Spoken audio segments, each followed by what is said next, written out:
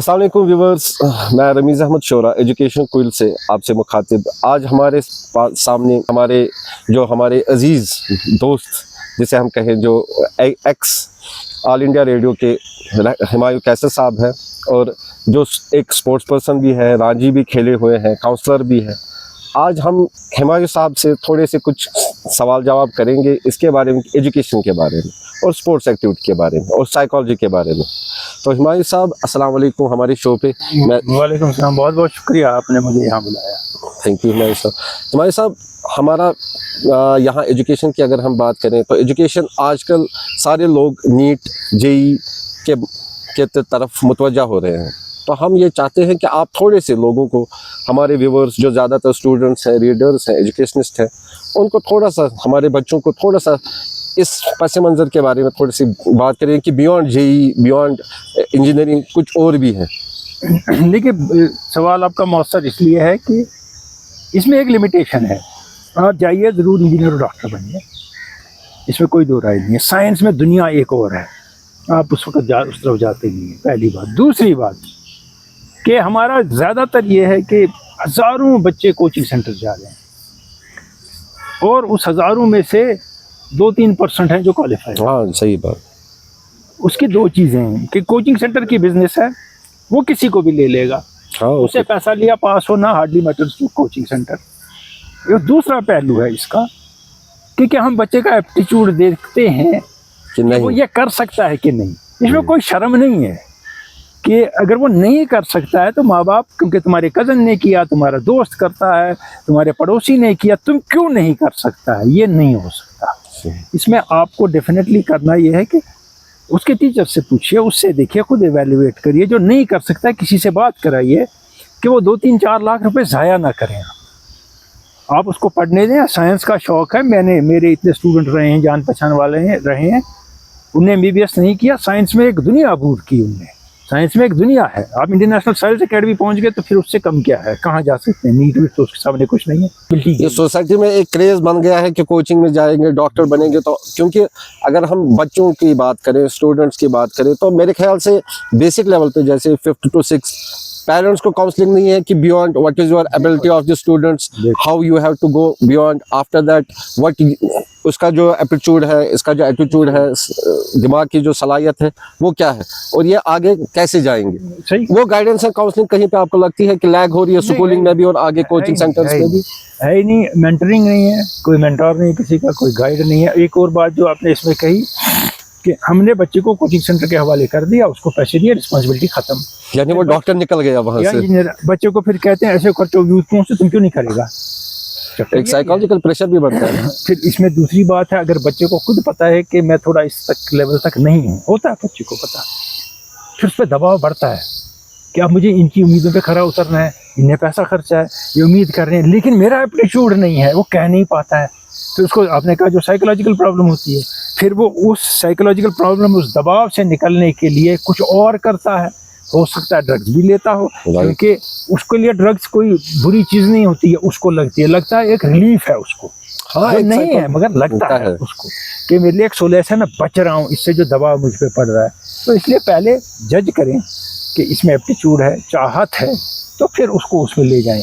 5-5 attempt आप कर रहे हैं, 4-4, ग्रेजुएशन की उम्र भी निकल गई तो आप लगे हैं नहीं, तुमको बन के रहना है डॉक्टर।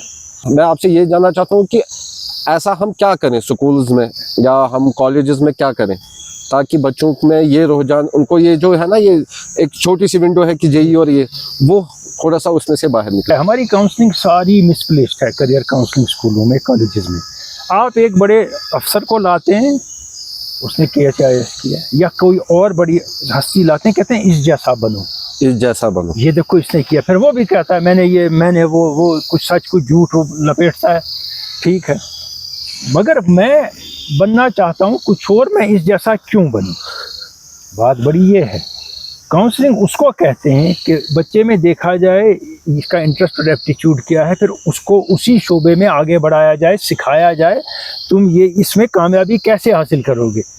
इसका मतलब ये नहीं है कि किसी की कॉपी और कार्बन कॉपी और प्रोटोटाइप बनना नहीं होती है। टोटली मिसप्लेस्ड है, कोई क्लोन गलत है।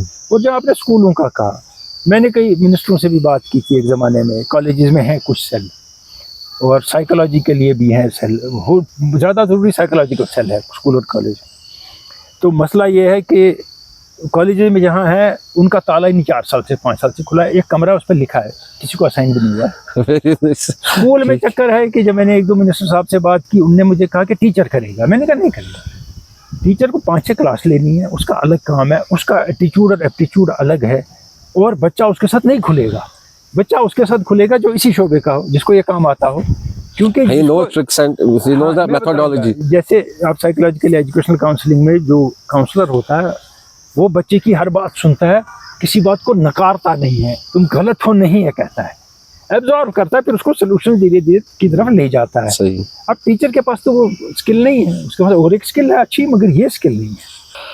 तो हिमायू साहब, जैसे लोग हमेशा एक दूसरे को देख के इंस्पायर होते हैं, लोग हमेशा एक दूसरे को कॉपी करने की कोशिश करते हैं। घर में कोई कज़न होता है तो वो कोई कज़न दूसरे कज़न को देखता है, देखो मेरा कज़न डॉक्टर है, इसका कज़न इंजीनियर है, आप कुछ नहीं कर रहे हो, आप खाली स्पोर्ट्स में जा रहे हो।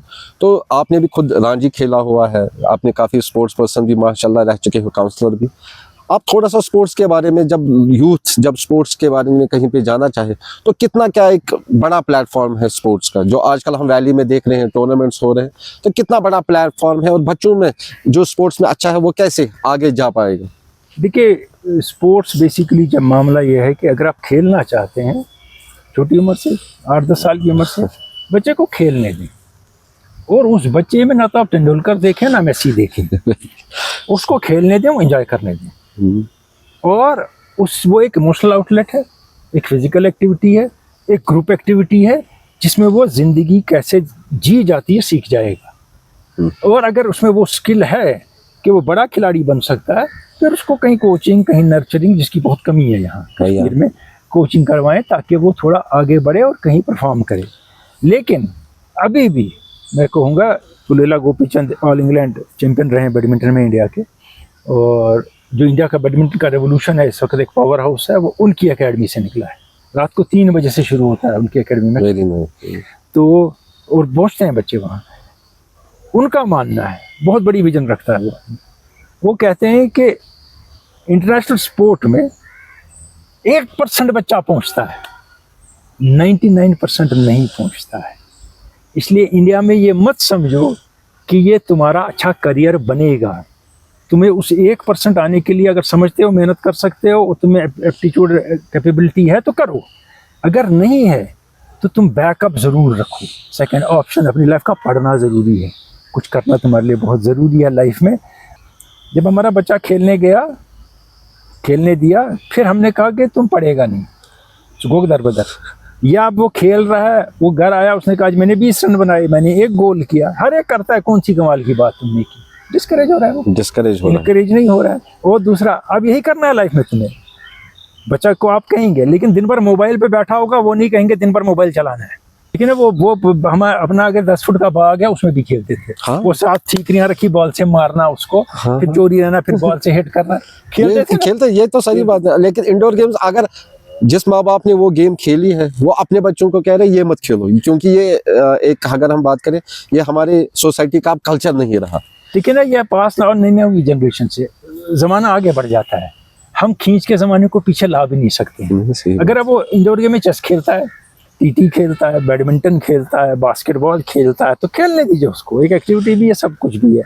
और बहुत सी चीज़ें धीरे धीरे ये हैं कि जैसे पहले ज़माने में आप इंग्लैंड में ले लीजिए, मैं यहाँ की बात भी करूँगा, हेड गियर कंपलसरी था मर्द और औरतों दोनों के लिए। औरतें भी सर कवर करती थी, टोपी से, हैट से, जाली से, किसी से, यहाँ पगड़ी पहनते थे, है ना। अब कौन पहनता है?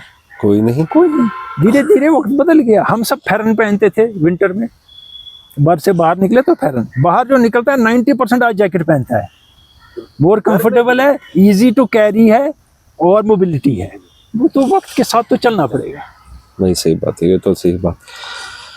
चलिए नाजरीन, हिमायू साहब से ये इस बारे में काफ़ी बातचीत भी हुई। आप उम्मीद है कि सबको इस जो हमने यहाँ पे थोड़ी सी बात की एजुकेशन के बारे में, साइकोलॉजी के बारे में, आप सब उनसे मुतासिर होंगे और हमें अपने कमेंट्स और अपने ज़रिए अपनी राय बताएंगे।